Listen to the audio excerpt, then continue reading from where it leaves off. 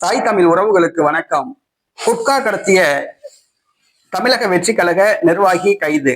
குட்கா கடத்திய தமிழக வெற்றி கழக நிர்வாகி கைது என்ற தலைப்பில் இந்த காணொளியை நாம் காண்கிறோம். திமுக கடந்த 4.5 ஆண்டு காலமாக ஆட்சி செய்து வருகிறது.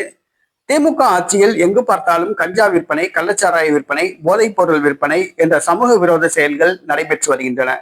திமுக தெருவுக்கு தெரு டாஸ்மாக் கடைகளை திறந்துவிட்டு தமிழர்களை குடிகாரர்களாக மாற்றிவிட்டது.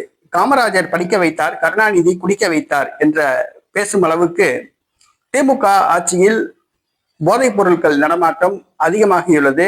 பொதுமக்கள் போதைப் பொருட்களுக்கு அடிமையாகி வருகின்றனர். இந்த சூழ்நிலையில் தமிழக வெற்றி கழக நிர்வாகி ஒருவர் குட்கா கடத்திய வழக்கில் கைது செய்யப்பட்டுள்ளார்.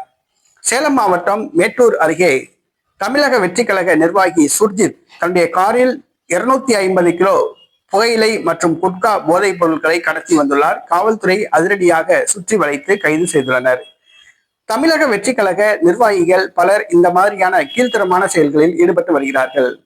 இவர்கள் போதைப் பொருள் கடத்துகிறார்கள், கஞ்சா விற்கிறார்கள், கள்ளச்சாராயம் விற்கிறார்கள், சமூக விரோத செயல்களில் ஈடுபட்டு வருகிறார்கள்.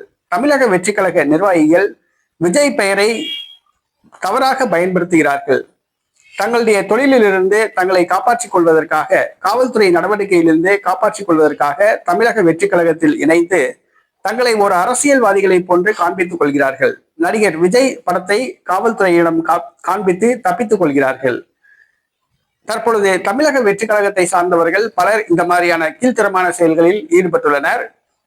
திருச்சியில் கூட மசாஜ் சென்டர் என்ற பெயரில் தமிழக வெற்றி கழக நிர்வாகி ஒருவர் விபச்சார தொழில் நடத்தியது குறிப்பிடத்தக்கது. ஆகவே தமிழக வெற்றி கழக நிர்வாகிகள் மீது காவல்துறை கடுமையாக நடவடிக்கை எடுக்க வேண்டும். அவர்கள் தாவேகா நிர்வாகிகள் என்பதால் விட்டுவிடக்கூடாது. அவர்களை கைது செய்து சட்டத்தின் முன் நிறுத்தி தகுந்த தண்டனை வாங்கி தர வேண்டும். மேலும் தமிழக காவல்துறை போதை பொருள் ஒழிப்பில் அக்கறை காட்ட வேண்டும் என்று கேட்டுக்கொள்கின்றோம்.